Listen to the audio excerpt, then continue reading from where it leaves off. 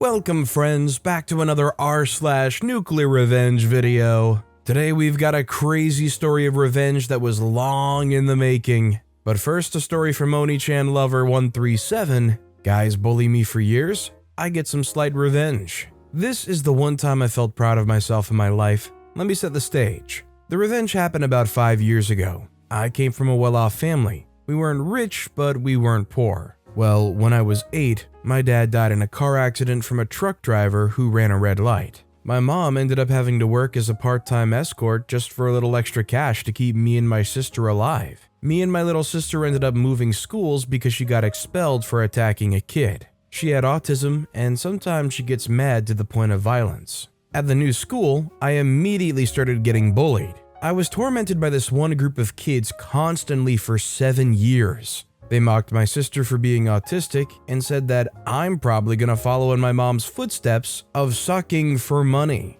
Every day it was non-stop torment. In my senior year of high school, I had had enough. I enacted my revenge during the last month of school. The months prior to this, I had been studying up on their schedules, where they go after school, when they leave, when they arrive, where they live, etc. It was very stalkery, but I don't know, fam. Then, after countless stalking and planning, I was ready. First off, some minuscule things. I poked simple holes all around their water bottles so when they opened them, it leaked everywhere. I unscrewed their desk legs to make their desks break even from slight pressure. I did everything I could to agitate them.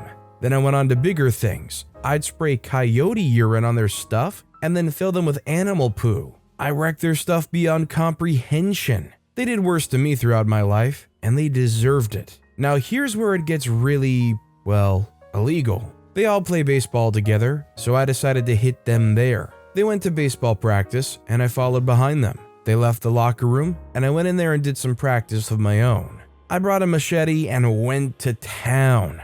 Their bags were ripped to shreds. 3 of the 7 had wood baseball bats, so I destroyed those. I also set up a trap for them.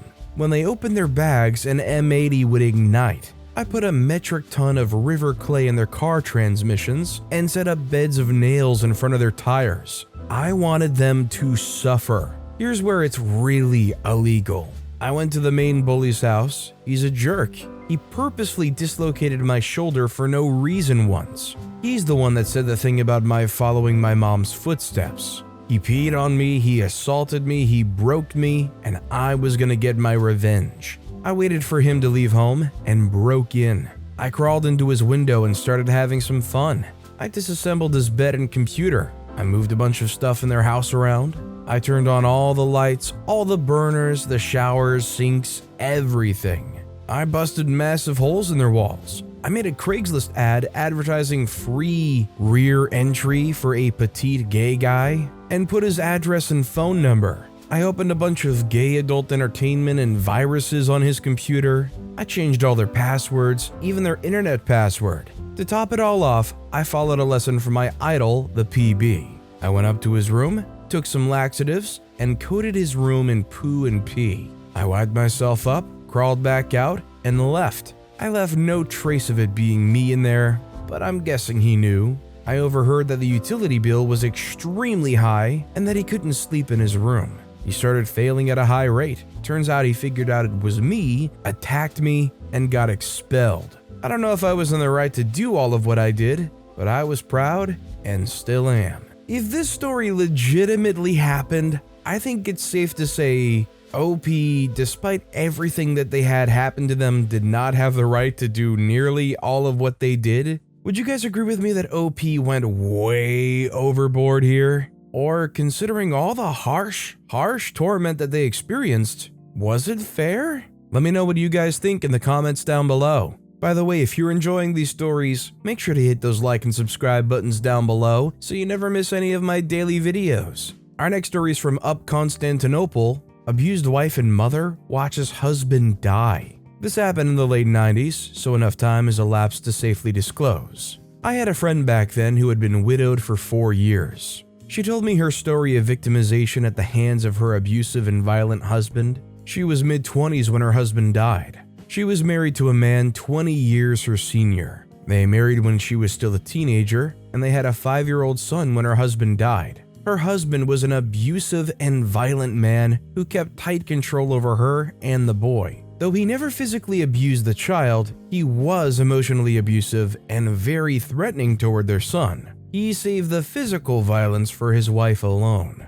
During their marriage, she'd been savagely hurt many times. She had permanent scars on her body and had been hospitalized several times with broken bones and other serious injuries. She was in fear of her life every day. She was so controlled, she was a slave in her own home, fearful of ever stepping out of line. One form of control was to always know where she was at any given moment, and if she ever had to leave the house to shop or run errands, she would be timed. She was given a time frame to be back in the house, and if she was even just 1 minute late, she would be severely hurt. Her husband was a licensed gun owner who owned a legal rifle and ammunition as he enjoyed hunting, and he would take that rifle, hold it to her head, and tell her that if she ever attempted to leave him, he would hunt her down and end both her and their son. As well as hurting her, he would sometimes take the rifle, hold it to her head, and pull the trigger. It was unloaded, but that didn't diminish the terror she experienced each time, she told me. She said she was left in no doubt at all that if she ever ran,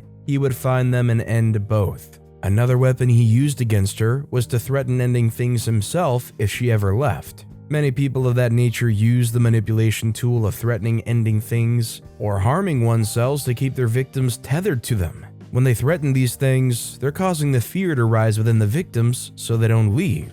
In this way, the threats are being used as a method of control. It's an incredibly common manipulation tactic used by people with borderline personality disorder, among other issues. Her husband did have dangerous medication in the house. I don't know what it was, and he would handle his bottle of pills whenever he issued a threat like that. One day she had to leave the house to shop for food. On the way back, she was caught in traffic that delayed her return to the house within the time frame she'd been given. She said the fear and panic was intense because she knew she would return to another serious hurting. She said it felt like her insides were being ripped out of her body as she pulled into the driveway 10 minutes late. She said she walked into the house in a state of blind panic, anticipating it when she saw him. He was motionless on the couch with the open bottle of pills on the floor beside him. She said she stood there and looked at him with a million thoughts of panic running through her head. Then she made her decision. She went to the other couch and sat down and looked at him. And she said that at that moment, her heart was pounding in her chest. She knew what he had done. He'd done it once before. She was supposed to walk in and find him breathing, but unconscious, and in a state of panic, call an ambulance for him, just like last time. But this time, she was 10 minutes late home.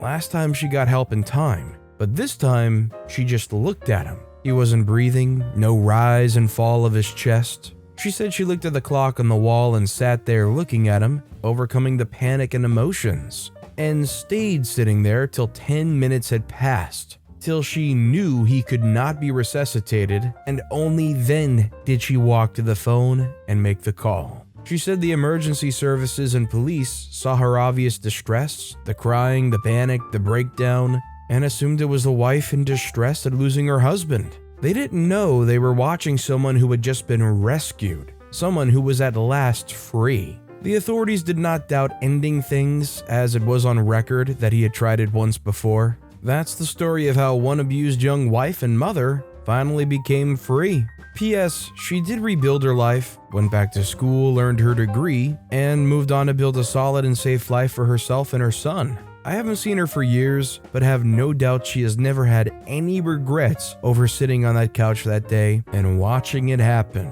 I think all you can really say about this is it's just an insane story from start to finish. If you ask me, I don't understand how the husband could even do such a thing to another person that they're supposedly caring about. I mean, not only laying your hands on people like that, but restricting them that way, putting time limits on them, treating them like property basically.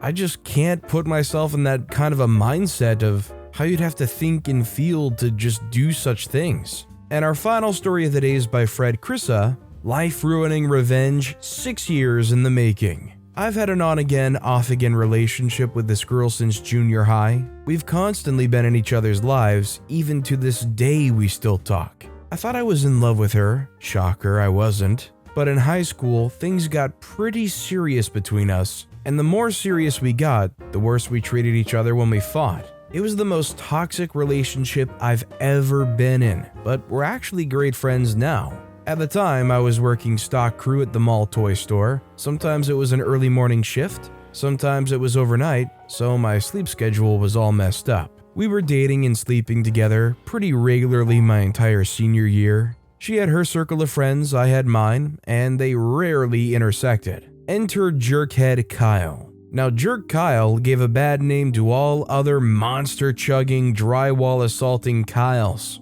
He was physically and mentally abusive to his girlfriend, later wife. He manipulated his friends into letting him walk all over them, got one girl hooked on pills after he got her pregnant so she would be forced to give the baby up. Just a next-level scumbag. Kyle was part of both of our circles. He was friends with a few acquaintances I had, and the girl was pretty close to his girlfriend. The girl and I had just had a really bad fight a few days before, and had made up in our usual way. As I was getting ready to go to bed for work for the next morning, my phone went off. It was a text from Kyle, followed by 3 pictures. One inappropriate photo of my girlfriend, one of my girlfriend and his, and the last one only half loaded, but it was clearly a picture of my girlfriend giving him a present. I was furious, but as I was already graduated, I wouldn't run into him again to take my rage out the traditional way, so I just said forget it and moved on with my life. I was still mad at the girl for cheating on me again. This happened multiple times on both ends, so it was forgiven pretty quickly. So we fought it out a few times and eventually made up when she told me the whole story. Kyle had told her that I was sleeping with his girlfriend's sister or something, and that this was how she should get back at me. Now, was it pretty dumb? Absolutely, but he wasn't so bright and the story wasn't so far-fetched that she didn't believe him. She told me that since it was BS on his end, she was done with both of them, and we went on with our lives. The start of the long game. A few years go by. The girls moved to another state, but we still keep in touch, and out of the blue, Kyle's wife hits me up on the Book of Faces. We talk about how life has been and whatnot, where we live and such. Turns out she's just down the street from me. We keep talking every so often when she texts one day asking for a favor. I'm not working that day and bored out of my mind, so I oblige and run a pack of smokes down to her since she's out and can't get more because of her kid. I get to her apartment and we hang out for a bit talking. We head out to the patio for a cigarette, and in the daylight, her shirt is almost completely see-through. I make an offhand comment about it, and without a second thought, she pulls it off. We go back inside and go to town on each other on her and Kyle's bed. We keep the affair going a few weeks, then just kinda stop. At this point, I felt my revenge was complete. I had this guy's wife on his bed, and he won't know till they get into another huge fight. I wipe my hands of the drama and go about my day. Fast forward another few years, my band had just finished a huge show before we went on tour, and as I'm doing the meet and greet thing at our merch booth, I get a Facebook message from Kyle, before the quarantine non-friend messages. Kyle was in the hospital. He said it was serious and had a question. Did you ever spend time with Hannah? I'm looking at this text, thinking of all the ways I could mess with his head, but decided to probe a little by saying, I think that's something you should ask her first. He replies, I did, and she told me something happened at our apartment. I need to know if it's true. So I think for a second and sent him 2 pictures we took, one of her giving me a present and one of the aftermath. He just replies thanks and blocked me. I think good, now the jerk knows what it feels like and go about my merry. But this story isn't done yet, friendos, not by a long shot. See, unbeknownst to me, Hannah and Kyle had another kid around 9 months after our affair. And it wasn't Kyle's. From the pictures, it was obvious that we didn't use protection, so he immediately suspected it was mine. Hannah knew better since she was already pregnant when we started, but just barely. Kyle viewed me as his enemy ever since high school because I stole all of his friends. So knowing that he was raising the child of someone he hated just burned him up inside. He turned to hard drugs and became a raging alcoholic, tried to get information on where I lived, and kept trying to get revenge on me for all of this, but failed miserably. Lost his job, his family, what few longtime friends he had. Basically, his life just crashed around him. About 2 years ago, I reconnected with another ex from high school, and she told me the aftermath. What Kyle tried to do, what ended up happening to his life. Hannah took him for everything in their divorce. Last I heard, he's locked up for robbing a liquor store while carrying methamphetamines, and a loaded pistol, which landed him in for about 12 years. I know the whole point is nuclear revenge, and I would agree that it is nuclear revenge, but is there actually any, right person in this story? You might be able to argue that one person's a little more right than the other in this situation, but I feel like the collective actions as a whole, probably just a bit of all around being a jerk.